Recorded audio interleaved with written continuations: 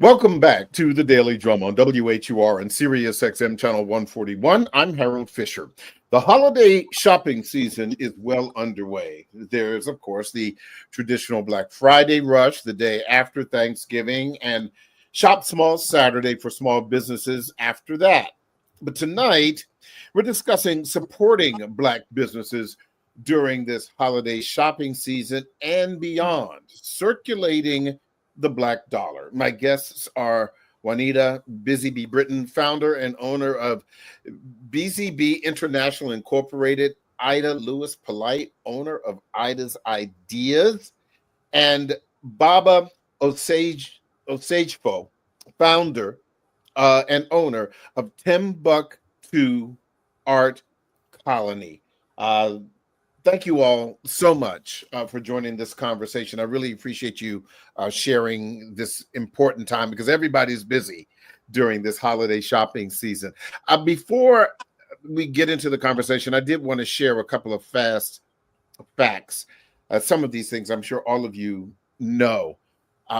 Currently, the Black dollar circulates only for about 6 hours within the Black community. This is an economic disparity that has been part of Black businesses for a very, very long time. And we certainly have heard that the Black dollar circulates much shorter than in other communities, 28 days in the Asian community, 19 days in the Jewish community, and 17 days in the white community. I wanted to ask each of you with this bit of information in mind, and I'll start with you, Juanita. Why do you think that this continues to be an issue for Black businesses? Well, I don't want to get too much into history, but it was designed. We have time. Go ahead. Get we still have fallen for what they wanted us to do was to be separate and apart. Initially, when we were colored, we depended on each other. We spent with each other. We thought our Black doctors were the best. When we got told that it's better we end up thinking it's better to go somewhere else and get something from someone else other than our own folk. And it has exasperated and continued to be a part of how we do our business. We have to convince people that we're the best. And it's a long fought battle to get people just to be natural about shopping in their own community. And so we just push all of the artisans, designers, and retailers that I know and work with. We push to push the idea that we are the best and we're there for the community and we have even the best prices. We're not even we don't even want to compete with anybody else. We just want you to come and shop with us and build our community. Mm-hmm. Ida, you, like Baba and Juanita, have been in business for a very, very long time. And you have survived when some businesses, and not just retailers, but a lot of Black businesses, particularly small businesses, have not thrived. To what do you owe your success, and where do you think others have fallen down in that regard? Thank you. It's great to be with y'all today. Sure. My success has been from my passion. For what I do, I have a serious passion for it. And I have a determination to be viable for our community. And I love interacting with my clients to the point where they get customer satisfaction. And that is one of the things that may be the problem with our community shopping with us. Then they may not be getting the customer satisfaction they need. Now, I go out my way to make sure that I shop with Black businesses because I know the history and I know what it takes to stay alive as a viable business. So I want to make sure that we know that it's very important that we keep the businesses in our community. I don't think there's enough Black entrepreneurs. I think we need more of them. I think we need grocery stores that are owned by. I just don't think that we know. We have not had it done in the past. And for some of us, we just have not seen it be successful. We can go back to Black Wall Street, where they strived and it was strong business, but it was destroyed. So a lot of people have not had the example. I lived in Harlem when townhouses, brownstones were $1. I did not have the knowledge base to make sure that I invest. So a lot of the lack of knowledge. It's lack of knowledge that we can do it. Our universities need to begin to teach entrepreneurship. I know that there are some, but we need more because it's a viable entity for us. Especially when we got, and all of Juanita knows she works so hard. Baba knows we work hard, but we get it done. Yeah. And we need more people with that kind of determination. Baba, I want to ask you, because you are specifically in a unique space, the art space, where you don't own a grocery store.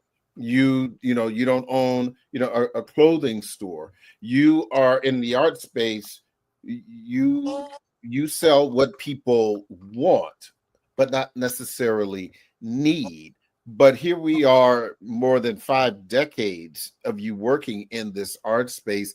What is your secret sauce to Black business success?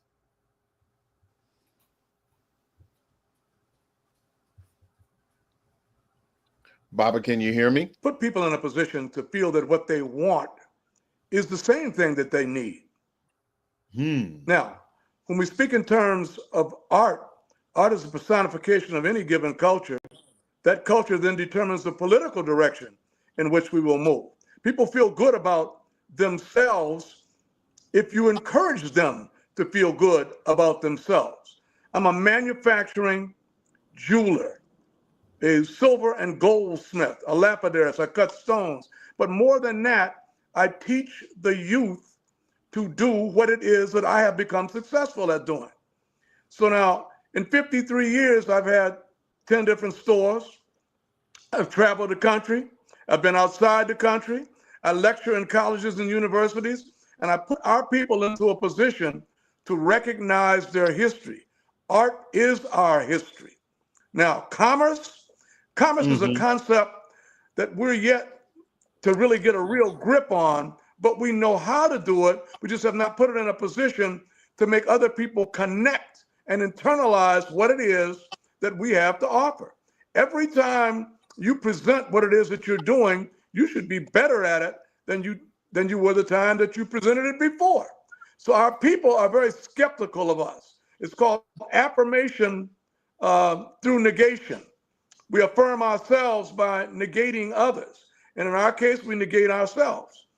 How do we get over that, beyond that, past that? Well, we stand up and become consistent. Our word has to be good. We have to do what it is that we say. When we cannot do what it is that we say, then we have to come up with a good explanation for why we couldn't come through this particular time. We are a people caught up in the history of who we are. Of all our studies, history is best qualified to reward our research.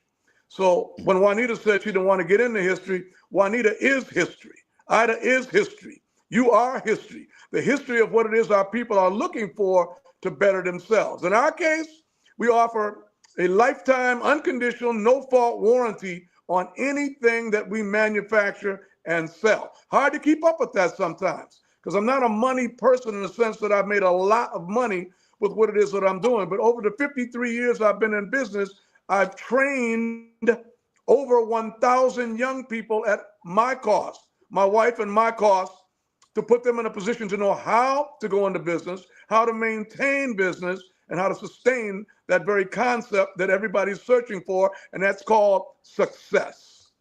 Before I take a break, because I still have a few minutes, I do want to talk about this event at Shiloh this weekend, Juanita, because there are all kinds of vending events. You got a lot of competition out there. Talk to me specifically about the event at Shiloh, when it is, specifically where it is, but more importantly, what will people have an opportunity to see during this shopping season? Well, thank you for that. If I could share with you, no competition. There are enough Black people for, if there were 10 more operations just like mine going on at the same time, they could all be successful if we all went to shop with each other. And so what happens though, down at Shiloh on 9th and P, Shiloh Baptist Church for 34 years, the 183rd show, 100,000 feet, 2 floors, 85 plus businesses, artisans, and entrepreneurs with everything they've got to impress upon our community to come and shop till you drop. Now, what I mean by that is there are some people that come to shop that have not shopped all year because they are dedicated to spending their dollars with the artisans that come there. There are people that come because folk are coming from around the country to shop and to be shopped with. They're flying in from California, Boston. They're coming from North Carolina, South Carolina, Philadelphia, Brooklyn, Harlem, and some from South Africa, Ghana, Swaziland, and Kenya. So it's what we do every year for 34 years. 1990, I was in London. I saw this concept. I said I'd never seen anything like it. I got with the pillars of the community in 1990 and asked them if they'd like to participate with me. They said yes. And in 1990, I started with 9 artisans and retailers. There were 100 people waiting at the doors opening, and it was a snowstorm, and they were waiting in the snow to come and shop with these 9 businesses. It had never happened before. And So I want to make sure that people understand this is not just this Saturday, right? So run Yes, down yes. hours Yes, and the days, yes. because some people may not be able to make it this Saturday, but Right. there are other opportunities. Got a lot of folk in town and then a lot of folk out of town. So it kicks off this Black Friday and Saturday, November 29th and 30th. Then it goes Saturday, December 7th, 14th, and December 21st. And then really exciting, it goes that Christmas Monday, the 23rd, and Christmas Eve, the 24th. And we're open from 10 a.m. to 7 p.m. And what's exciting about coming to this event is that general admission is a smile and it's free valet parking.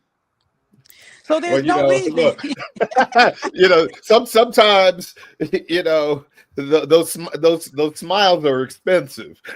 Yes, yes. Well, that's why you keep it smiling, because see, we don't blink an eye when we go into those big box stores and those high-end stores and spend with those other folk. We don't question their what they're charging.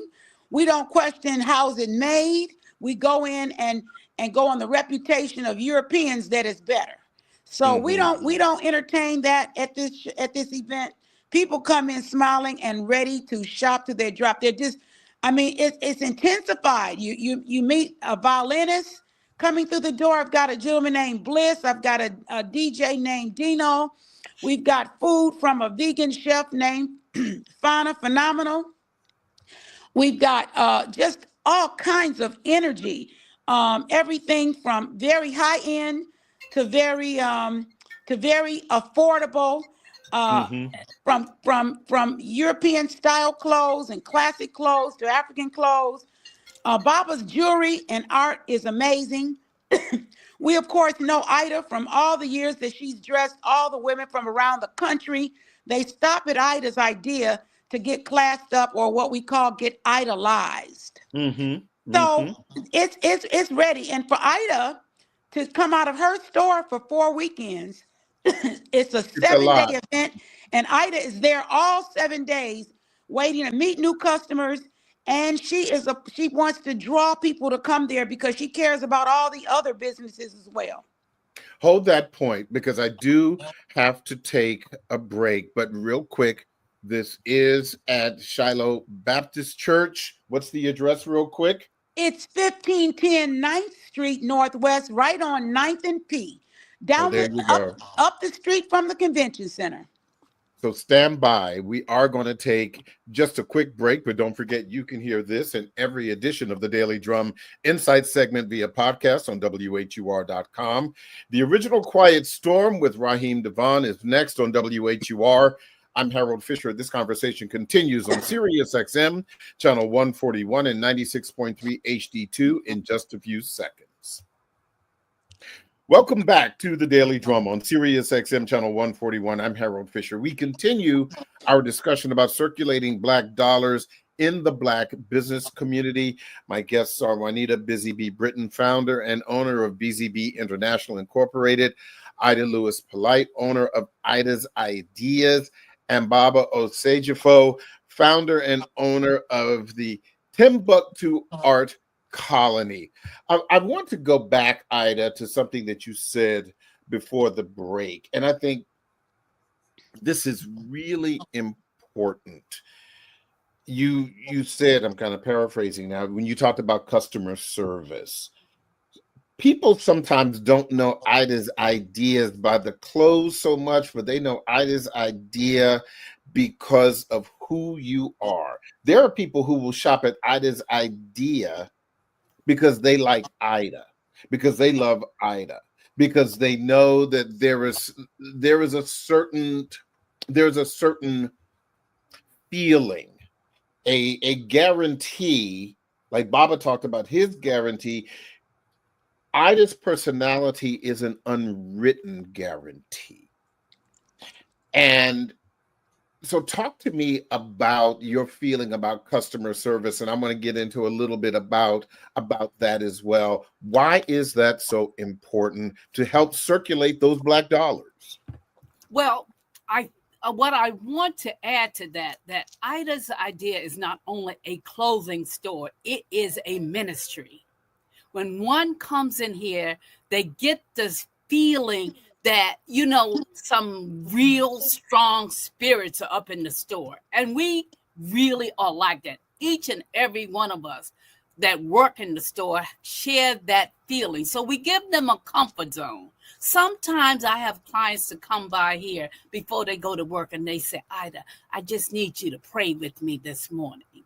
So that is one thing that you get when you come into the store. Besides the fabulous merchandise that we have, we shop all over the world. So we have things, although our market is defined of who our customers are, we have some very unique thing that I think can only be found at Ida's Idea.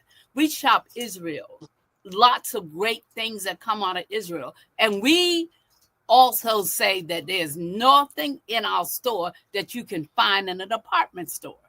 So there's some distinctive differences in there when you can come into something and you don't see 24 of the same things. So that is one of the reasons why I get a strong repeat customer. 40 years ago, when I came here from New York City, I landed at Howard University.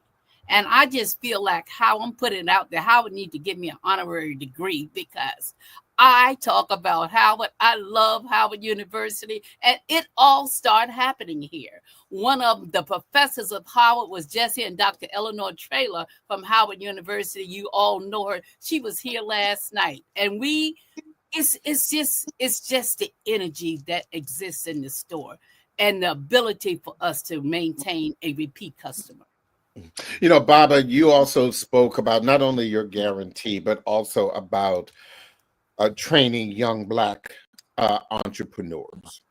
And, one of the things that is so important as it relates to training young entrepreneurs, and obviously, even in the sense of this conversation, yes, we're talking to veterans in the trade, but there are some things that quite possibly may be missing. Okay, so now we're talking about training and how best to go about training young people. Young people are going to follow strength and understanding and intelligence. And all that can be combined into the concept of consistency. So when they see you do what they believe to be successful, they will follow you. I have presently about 4 to 5 students that participate in Busy Bee's program each Saturday there at Shiloh Baptist Church. Not only because I do it, but because they're successful there. They're fighting for a spot to be in a position to not only make money, but to show their wares and to be appreciated for what it is that they're doing. So if we're looking at one specific concept, it's got to be excellence. Juanita Britton offers us the opportunity to be excellent. You're not going to set up at Busy Bee if you're not in a position to make everybody look good, not just you look good. You should be better every time you do it because you've had the experience of doing it once before. So now in training young people, they're having problems right now trying to figure out who they are. Who are we? Well, if you believe that someone else has a product better than you, then you only have one or two things that you can do. You can get better or you can get another product. And I'm saying each of them can be utilized, but I would prefer to get better at what it is that I'm doing. So that's what we teach. We teach excellence from the standpoint of involvement. We're silversmiths, we're goldsmiths. And we're not the only ones that are featured there with Juanita at Busy Bee. What it is that we're looking for is camaraderie. We want to feel good about being there with each other and inviting the people to come in and see what we've done. People ask me about my students. My son is there. My grandson is there. I have a nephew that's taken part in it. My daughter has taken part. Both of my daughters have taken part there at Busy Bee at Shiloh Baptist Church. And we feel real good about the idea that we're going to come back over and over and over again. And when people see that, they begin to believe they can be successful too, based on watching you do what you do and making it work. So, Anita, I have a problem. And this is a problem that I've heard for many, many years with some of us. And where when we try to support our folks, Black businesses, and they sometimes come up short. And sometimes it's almost like an abusive relationship. I want to support you when I need you to come and do work at my house. I want to support you when I need you to build the fence in my house, or I want to support your shade tree mechanic business. But my money is not for the chaos and the foolishness. I want you to show up on time. If you're having a bad day, that's not my responsibility to be there to support you when you're having problems with your wife or your husband, because I came for business. What do you tell customers Black customers, the heralds of the world, who want to support the blackity black business, but keep getting disappointed? Well, what I say is that you need to find some new businesses, because there are those folk out there. And when we came on this show and we were all prepared at 10 minutes to 2, it's because we are all like-minded. Mm-hmm. At the Busy Bee Show, we open promptly at 10 o'clock. We work hard to dress the part, be the part. I have greeters. I make sure that it's the kind of show that if you have any type of problem with any of the artisans, retailers, or jewelers at that show, who do you think gets the call? I do. Mm-hmm. So I interview and approve of every business that is there. I talk, communicate, and make sure that they are like-minded. And over the years, there have been many that are not, and they have never been able to return. So I say build a new repertoire of businesses. I've actually got, you mentioned some work. I've got on 2 different weekends, I've got some brothers with a handyman business, and I wouldn't let them be there if they were not reputable. And So, talk to me about that, because, and I think this is so important, where you said you had some businesses who did not live up to what your standard is. What right. does that conversation sound like when they fall short? What do you tell them? Oh, it's not difficult at all. I mean, it starts with how you look and how you come in and how, if you're on time or if you're late, we're already in trouble. You're already in trouble if you're late. You're already in trouble. I'm side eye at you already if you're late, because you have embarrassed us, because we've got to wait on you to get set up, because my insurance policy won't let anybody in the door if people are still moving boxes. So it is business, and we work hard. So I communicate with them directly that they're not ready. And, oftentimes they realize they're not ready when I'm able to share with them what the problem was. Back in the day, when we would go shopping, if you remember, the salespeople in the stores were all dressed up and ready. And little did we know they couldn't even afford the things that they were selling, but they Mm-hmm. looked the part. They were ready. And you thought that they were as classy and as well off as the things that you were buying. But they were just hourly workers, maybe not even able to afford the things that you were going to buy. And Mm-hmm. it's because they were taught, and because they were ready to sell, and they were trained, and they were in that environment. So it's a like-minded business, and you have got to come and pray with us. We open the show with a prayer promptly at 10 o'clock. We pray for the artisans. We pray for our ancestors that got us there. We pray for the shoppers that come, and we open that show up, and it is bustling from 10 a.m. to 7 p.m. every day that we're open. You know what, you bring up such an important point, about some of the foundational stuff. Now, I know, Baba, you are in Atlanta, correct? Yes, sir. You're in that, so you may not be able to relate to this, but Juanita, and to a lesser extent, but I'm gonna throw something in there for Ida too. You talked about this, Juanita, when I'm old enough to remember Woodward and Lothrop. I'm old enough to remember Raleigh's and Garfinkel's. These, the Heck Company. And to that point that you just made, those salespeople, these were not Black-owned companies. Okay, these were local companies, but these were not Black-owned companies. But like you said, the elegance, the education, the way that they communicate. Can I throw in for Ida Bergdorf Goodman up in New York, and and Ida has brought that flat-footed, plain-spoken NYC attitude for service and elegance, and what is also appropriate for the people that come to her the first time, or the 10th time, or the 20th time.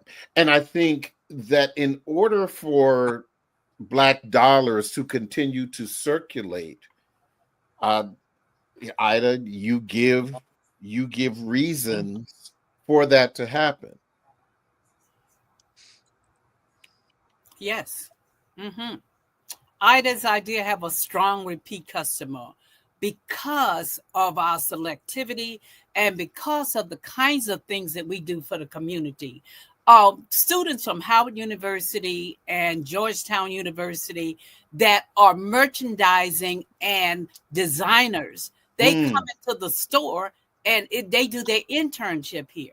And as a result of doing their internship, I take them into New York and I ask them, what showroom you want to go to? And I take them to a major show in New York called Coterie, and called what's the one that comes to Vegas a lot? well, there's so many shows, Coterie, Curate, all of them. I take them to whatever show that they want, and they're able to look at designers and see presentations of different things. For those individuals that want to develop a line of their own, they see how a line is developed. They see colors that are most popular for this upcoming season. So they see and they get this interface with buyers. And buyers will, like myself, seasoned buyers, will tell you what's important, what the fit should be like, where their market is. I am a Missy contemporary market, and I go for Missy. I don't carry a lot of junior things or a lot of real fitted things in the store because my market is not looking for that for the most part. Right. Yeah. I do carry a fabric that will fit a curvy woman on any size. You know what? So let me can I just I for got a the joke moment? too. Yeah. I'm feeling No, this is so here we go. And this is peripherally, yes, this is about Black dollars. But again, this goes back to who you're shopping with. Where your Black dollars are going. And so, Ida, just between you, Baba, Juanita, and me, I know there has to come a time when somebody has come on, Juanita, when somebody comes in the store and they want to look like Beyonce and they don't have a Beyonce physique. This is less of how do you have that conversation when you said, I would always say, if a lady asks me, well, how do I look in this? I would say, well, that probably is not as flattering for you, but help me with the language, Ida. Well, I would say to them simply, the silhouette in which you have chosen will be better if you do it in this particular silhouette, because every silhouette of a dress or a pant or a top is not going to work for you because it looks good on Beyonce. Okay, hold on. Let me see. Let me write the silhouette that you have chosen. I'm writing it down. Write it down. Because because we are trained. We know we are stylists also. So when you come into the store, you're going to get informed information on what's going to look best on your body. Now, if you choose to go a different route with that, then you choose to do that. But we will also suggest proper undergarments so that will complement the silhouette. But we're going to work with you, but we're going to give you a professional opinion, even when it comes down to color. Okay, we're going to make sure that we do that because it satisfies us to satisfy you. And our truth is very important. Baba, let me ask you this, because when you're talking about jewelry, particularly, jewelry that has an ethnic design foundation for us, where do you get your ideas from? Great question. African gemstone jewelry. It encompasses the entire Pan-African diaspora. So when you daydream, when you go to sleep at night, when you page through a magazine, when you visit art shows, when you sit down as we do, I don't work by myself. At our round table, we all compete every time we come together for who will make the best piece that particular day. So it's competition. There's a time for competition, and then there's also a time for cooperation. So we do both.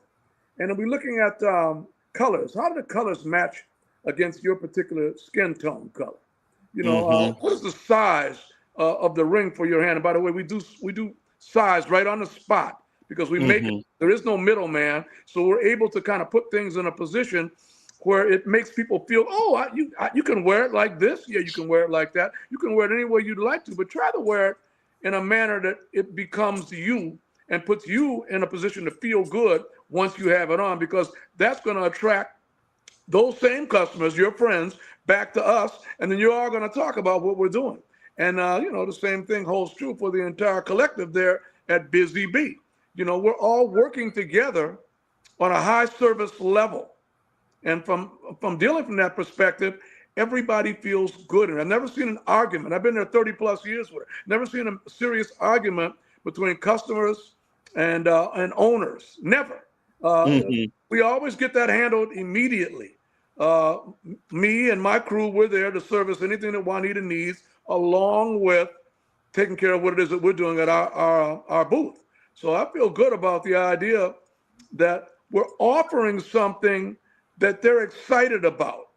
And then if it's not quite right for them, we'll mention it in a real humble manner, that you might want to look at it this way or that way, or what if that stone was in this design? Oh, yes, we can change the stone for you right now. And it's, once again, it all comes back to service. So let me ask you this. Because you said, you're silversmith and goldsmiths, and I'm sure you're already gonna have some pre-made pieces there. But during this pretty much month, will you have time to make a custom piece for someone? Yeah, fortunately, there's a whole week between each show.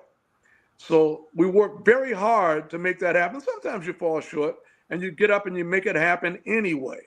But we have time between the two shows. For us, it's an extensive situation because we're traveling 637 miles from Atlanta, suburban Atlanta, back to DC. But we do that because it is the best show on the Eastern Seaboard. I represent another program in Atlanta, the New Black Wall Street Marketplace, and we're fledgling. We're only 3 years old, and it's based around, I'm one of the producers there. It's based around, it's 125,000 square feet of about 90 different stores and a pop-up art show. But it's based around a lot of what Juanita Britton does at Busy Bee. In other words, you're going to be on time. You have to stand behind what you do. If you make a mistake, that's okay. To make a mistake is to stumble forward faster. Clean it up and get it done. Make sure that it's the way it's supposed to be. Do it the way you would like it being done for yourself.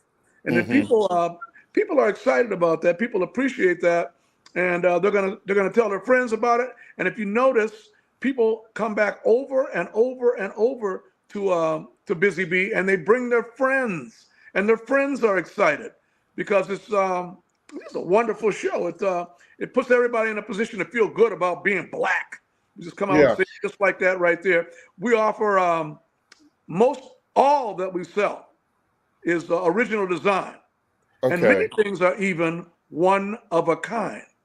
Now, as we did, that's what I was asking about, because there may be something that may be there that somebody may like, but also some people may have a specific idea about what it is that they want, and so I was just very, very curious about the possibilities. So say, for example, when you talk about gold, for example, are you 14 karat, are you 18 karat? What are you working with? All of it, any of it.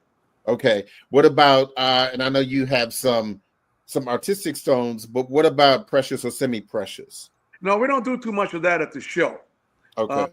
We're more into cabochon, amber, agate, jasper, that sort of thing, because it's what everyone wants. Now, we do have a small selection of precious gems, such as Ethiopian opal, that sort of thing, right? And we don't feature a lot of diamonds or rubies or emeralds or anything like that, although that can be something that can be done for you on a commission basis. Okay. If you tell us what you want, we can get it done, okay? And like I said, once again, the key is putting your best foot forward and trying to make it work. And we try to do that. Let me ask you this, Juanita, because I think this is really important beyond this event. And I think that's, again, with the business isn't going to just stop after December 27th. So what is it that you think needs to happen during this event that will make people who have never heard of Juanita Busy Bee Britton before, that makes them come looking for you? Because I think that, that's the thing. It's one thing to be happy for that second weekend in December, or that last weekend in November, but they want to, something has to happen to connect with people, to continue to circulate those green, those black dollars. Yes. Well, what happens, and what I'm really excited about, is the show is not even about Busy Bee. The show is about all the individual artisans. So I work really hard to educate the ones that are new in the business. Like these artists that are here with you, us, Ida and Baba, they're seasoned. They're not just popping up after COVID. They have been around. They know how to sustain their business. So I do a lot of educating around marketing and about grabbing your customers and holding on to them. So the goal is for people to continue to shop with these businesses that they meet during the holiday. I have a art gallery, the Anacostia Art Gallery. I'm only open on weekends. It's not what supports my life, but for the artisans. Whoops, and we may have lost her, but I do want to, in this last minute or so, get some final thoughts from you, Ida, as well. And when Juanita comes back, I'll get a final thought from her. Real quick, Ida. Juanita's event, I call it a Black department store, because what happens with Christmas time, I mean, specialty stores like mine, you have to stage things for specialty stores like mine, because people generally like to go there. They like to be someplace where they can shop for men, women, children, and otherwise. Juanita's event allows that to take place. People can come in there and shop for men. They can get children things. They can get women things. They can get art. So that's why it's a success. And that's why I always tell Juanita, she's the only Black-owned department store during the Christmas holidays that we have. Mm-hmm. Well, I appreciate that. I'm going to have to let that be the last word. I am out of time, but I do want to thank all of you, Ida, Juanita, Baba. It's certainly good to finally have a chance to meet you. Juanita and Ida are mainstays in the DMV. People know them, and it's still a treat for some people to get to know them, even though they have been in this area for so very, very long. So thank you all so much for joining in this conversation. I really appreciate it. Shop till you drop. There you go. Deep down inside, every woman wants to be idolized. Come on through. That is the Daily Drum for this Tuesday, November 26th. I'm Harold Fisher.